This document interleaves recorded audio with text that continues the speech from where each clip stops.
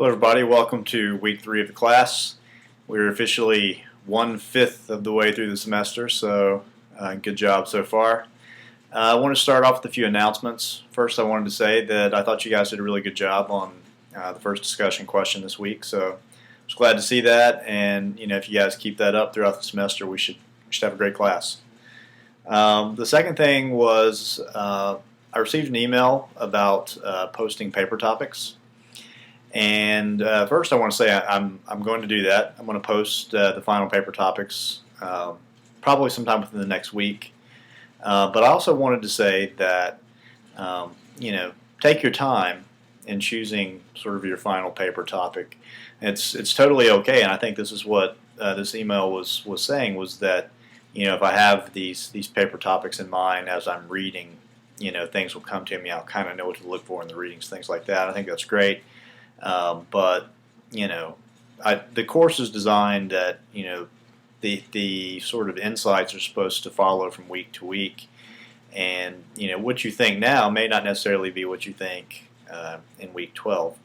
So don't rush to any conclusions necessarily until we at least get halfway through the semester.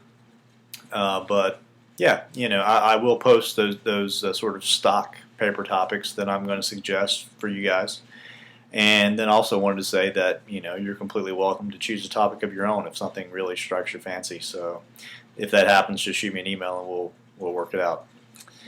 Okay, so I wanted to talk a little bit about last week, where we were looking at the Constitution, looking at the Federalist Papers and the Federalists who sort of defended the Constitution, and try to dig down into that a little bit.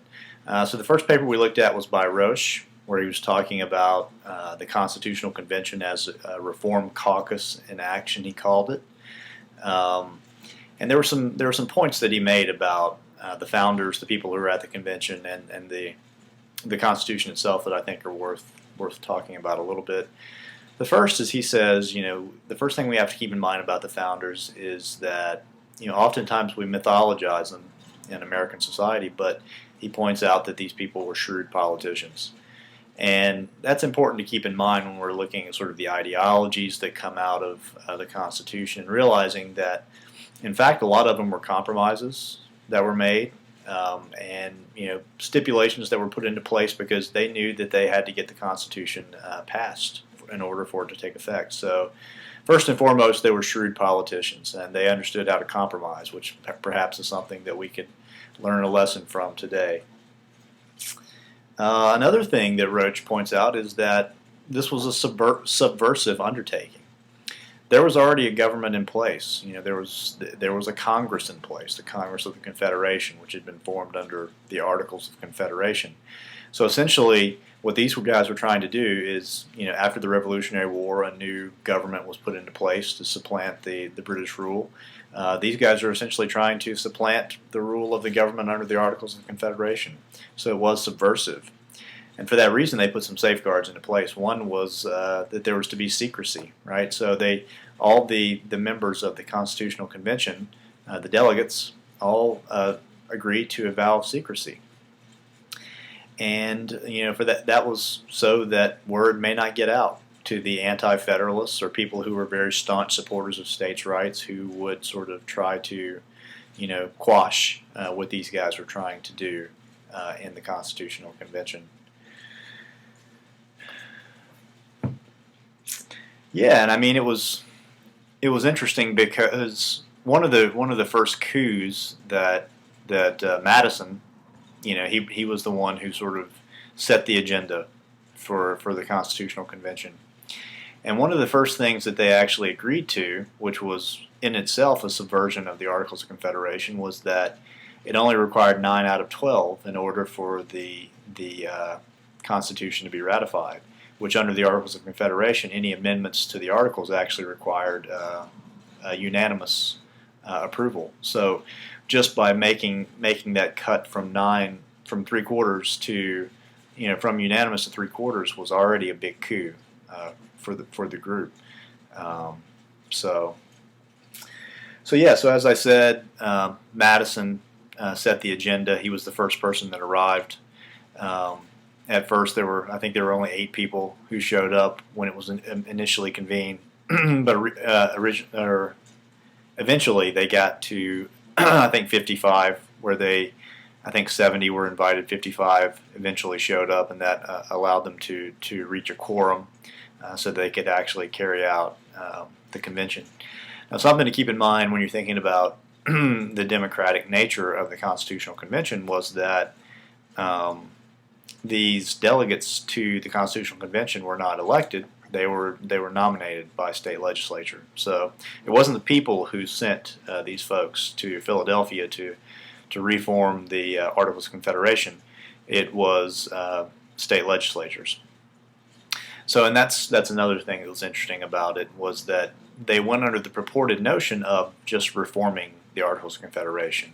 They all sort of had this, or not all of them, but the major players, Madison, Hamilton, these guys went in with a very clear agenda of, we're not just going to reform the Articles of Confederation, we're going to set up an entirely new system of government. However, they brought people in under the guise, and that's what they were telling the states, was that we're just going to try to tweak. We're going to try to tweak the Articles of Confederation. It's the oldest political trap in the book.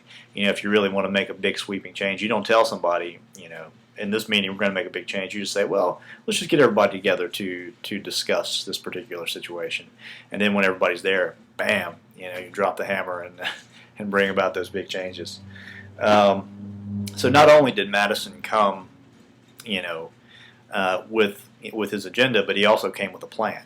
And he came with the Virginia Plan. And essentially, by proposing the Virginia Plan in the beginning of the convention, he essentially set the terms that were going to be discussed throughout the convention. Now, there were obviously, many people were not happy with the Virginia Plan, because the Virginia Plan, which is also known as the Large State Plan, because the way it was set up, it favored the large states. The House of Representatives would still be elected. The Senate would be appointed as well as the president. The only difference is that the representation of the states, both in the House and the Senate, would be based on population rather than being a set amount of people. So obviously, the smaller states are very concerned about this.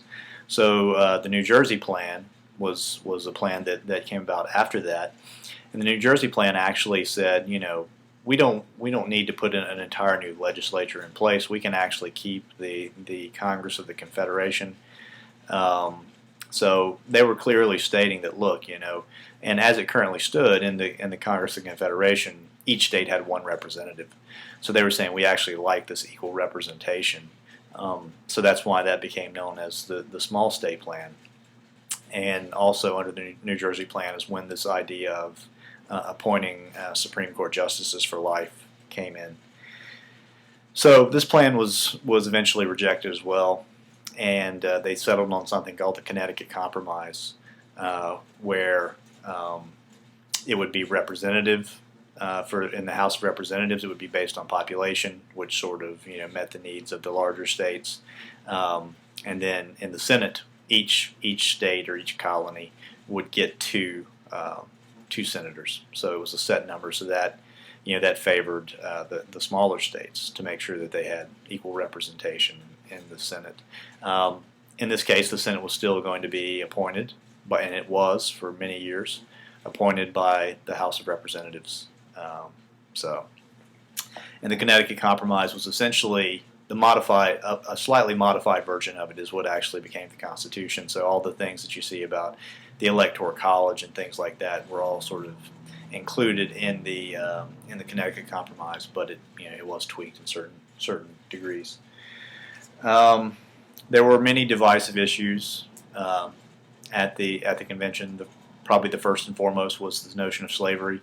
I think 25 of the 55 delegates present owned slaves, and essentially it came down to, as you would imagine, sort of the division between the North and the South, whereas the majority of the representatives from the South were all slave owners, and the ones from the North were not as much. So it was an economic issue. It was an ideological and a moral issue as well, because a lot of the folks in the North were staunchly opposed to slavery. So eventually, and then of course it's the another big, besides the economic input, are the representative aspects as well. Because obviously, if slaves were counted as a person, then it would give a tremendous advantage to those states that actually own slaves. Their population would be much higher, and their representation in the government would be much higher. So eventually, they settled on the 3/5 compromise, which allowed them to pass it. A second divisive issue was how to appoint an executive. Some people wanted to just appoint the executive would be appointed by the Congress itself. Others thought that was undemocratic, especially if there was going to be unequal representation within the Senate. So eventually, what they settled on was this sort of the infamous electoral college system, where each state selects a number of electors equal to their representation in Congress. So it's however many representatives they have in the House of Representatives plus the two senators that they have in the Senate. That's how many electoral votes each state gets. And this actually protects the smaller states, because if it were just purely representative, then the larger states would have a much greater advantage. Or even if in a popular vote, the people that are in the larger states and the larger regions have a much bigger advantage over the smaller states. In this way, at least, some credence is given to the size of the state and sort of equal representation. Okay, we also looked at Mason's paper, where he's talking about the Federalists as a split personality. I wanted to talk about, just in general, the Federalists and the Federalist Papers a little bit. Of course, after the Constitution was passed, it had to be ratified, and essentially what happened was the Constitution was sent to the Congress of the Confederation, who then sent it to the state legislatures, who had to approve it. But however, there were a lot of people who had read the document that was proposed and were not particularly happy with it, so they started submitting editorials to newspapers, and these became known as the Anti-Federalist Papers, and we're going to be reading some of those this week in the essays of Brutus. But in response to that, those who were in favor of the Constitution, mainly Alexander Hamilton, gathered together two other people along with him, James Madison, who was considered the architect of the Constitution, and John Jay. And between the three of them, they were going to write editorials in response to the Anti-Federalist accusations, and these became known as the Federalist Papers, to justify. So it wasn't, simply, here's the Constitution and left up to people's interpretation, but they wanted to say, look, this is why, we put this particular article into place. If you look at some of the more famous Federalist Papers, one is Federalist Paper number 10.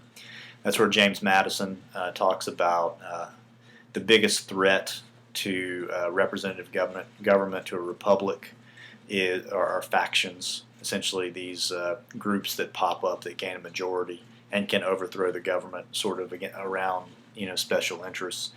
You could think of somebody like the NRA could be a faction, sort of the religious right, groups like that. Any group that sort of centers around a particular ideology that they hold to. And of course, the problem with that is that people are so passionate about that ideology, they may not be considering the good, the common good for the people outside of their own ideology. So that's why they are a major threat to representative government. So Madison talked about that in number 10. Number 23, Hamilton. I should also say that all of these papers, the Federalist Papers and the Anti-Federalist Papers, were published under pseudonyms, and they usually hearkened back to the Roman Republic, depending on what position they wanted to take. So, for instance, the Federalist Papers were all written under the pseudonym Publius, and that was going back to a Roman senator, Publius Valerius, who was supposed to be a staunch supporter of the Roman Republic. And of course, Publius, the name itself, if you look at the meaning of it, it actually means friend of the people.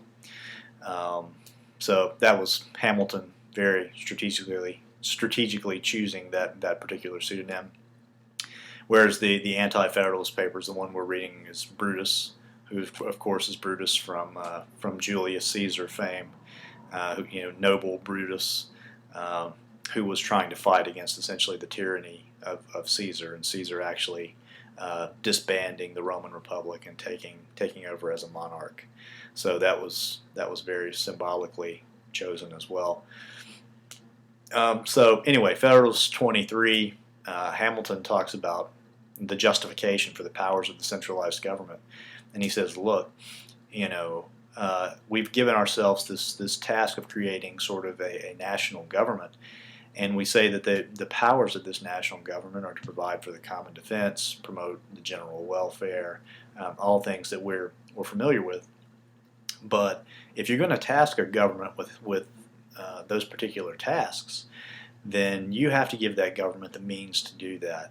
And under the Articles of Confederation, the government did not have the means to do that. And essentially when we're talking about means to do something, we're talking about this notion of levying taxes. There are other considerations as far as like regulating interstate commerce, things like that. But when the rubber meets the road, they're essentially talking about raising taxes at a national level.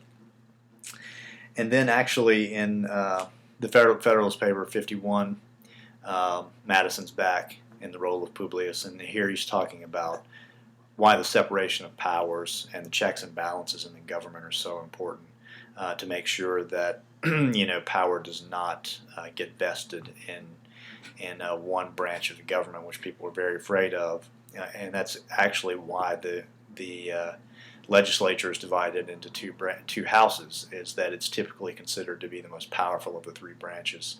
So it was a division there to sort of try to keep their power in check. So you have this notion of the Federalist Papers. They're all often linked together. I mean, even under the same name, Publius. John Jay only wrote 3.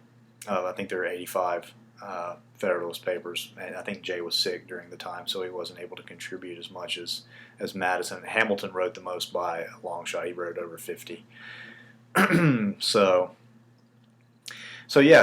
this notion of having them all joined under the same banner of the Federalist Papers, and that's what Mason is talking about in his paper. Is it fair to actually lump all these folks in together under the same category of the Federalists? When he said, of course, now they did share many common beliefs. The first and foremost was a fundamental distrust in human nature. Madison said, if men were angels, there would be no need for government. Sort of a famous slogan that goes along with the Federalist position and sort of the Constitution as well. So they both distrusted the people at large. Another thing was that they thought, and pretty much this was a universal idea, was that the Articles of Confederation were simply too weak, and most people agreed in that. And the final thing that they were sort of accord was this notion of the danger of factions to society, and trying to figure out the best way to control those particular factions. The thing that they disagreed on was actually how you go about controlling those factions. For Madison, it was creating sort of a large state, a large republic, where the powers are spread out amongst the states and amongst the national government, and spread out among the branches. And Madison made the argument that, look, the larger the country is, the larger the republic is, the less power that these factions are actually going to have. Because he makes an argument in the Federalist Papers where he says, factions can't be, the only way you can eliminate factions is to either suppress the liberties of the people or to create a government strong enough that you can essentially force everybody to believe the same thing. Think about like Nazi Germany or something like that, maybe something along those lines. But of course, it's debatable whether that was even true in that particular case. But anyway, he thought the way you control it is by you diffuse their power by making a larger republic and spreading the power out among the branches and things like that. So separation of powers. Hamilton essentially he was more of a Hobbesian. He thought that the way that you can control these factions is by creating a very strong central government, energetic. He called it creating a very energetic government where they can essentially control these factions through force. So that was essentially the difference between Hamilton and Madison. And as time progressed, Madison got farther and farther away from Hamilton and even started to oppose him directly. So yeah, a lot of differences there. Okay, the next thing I wanted to do was talk about the discussion a little bit. As I said, I thought it was great. I thought you guys made some really good points.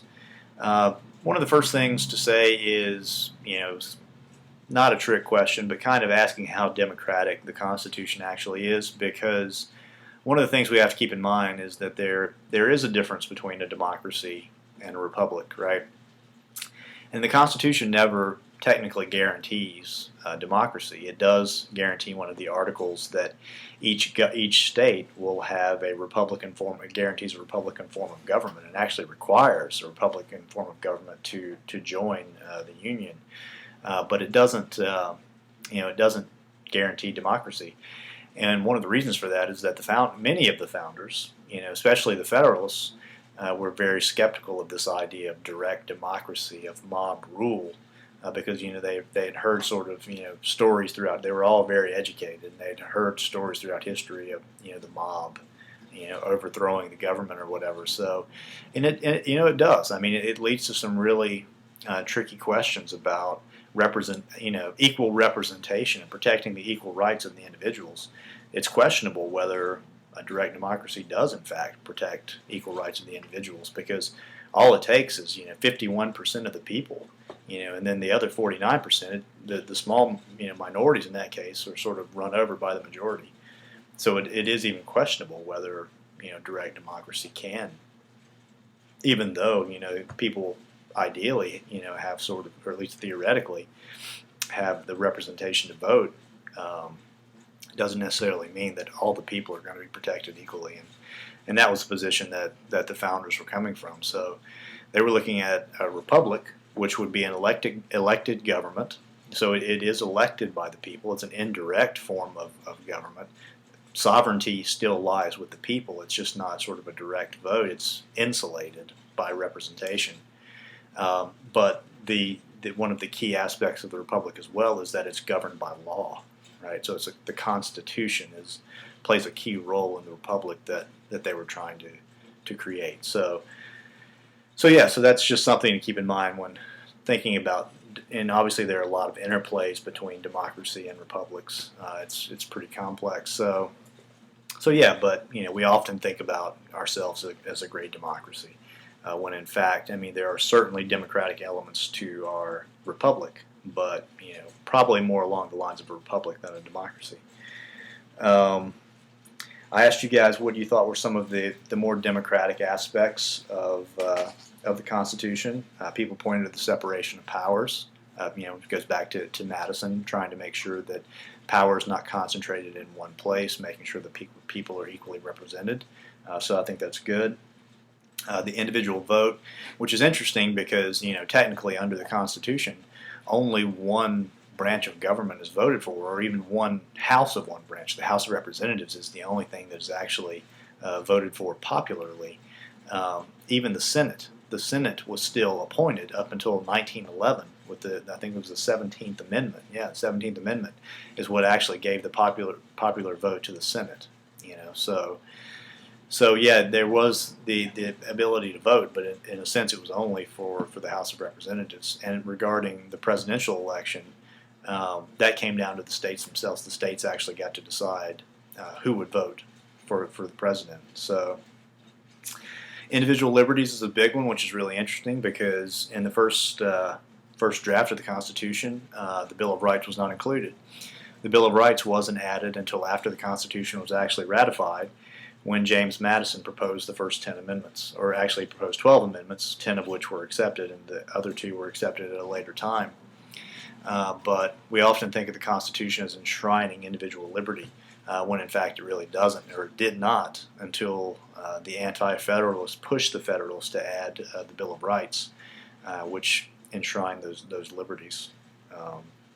Compromise, I thought that was a really good point. That was one of the points that Roach brought up as well, is that there was a lot of compromise that happened in the Constitutional Convention, and that is a key facet of democratic society, is the ability to compromise, and it seems like it's something that we're losing.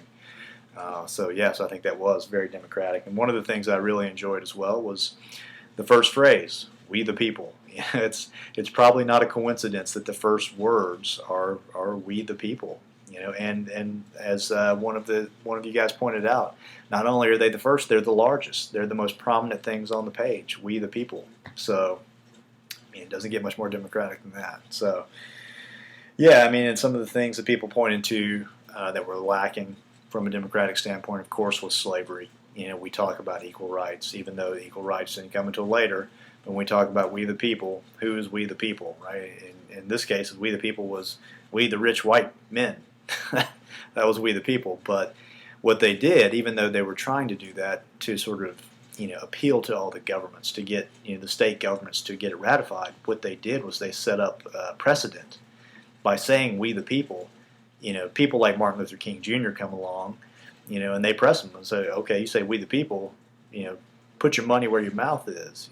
So even though they may not have intended it to be representative of everybody, by saying that language, they laid a foundation for people to actually pursue that. So, yeah, it certainly wasn't representative of Black Americans, of women, non-land-owning males. So that wasn't very democratic and all. A lot of people pointed to the Electoral College and sort of the notion of the electors as not being democratic, and it's certainly true. It's certainly true. You look at the election in 2000, right, where Gore got the majority of the popular vote, but he wasn't elected. So, yeah, the democracy, and that has been remedied to some degree, because now the majority of electors are required to go with the popular vote in their state. They're supposed to vote along with popular vote.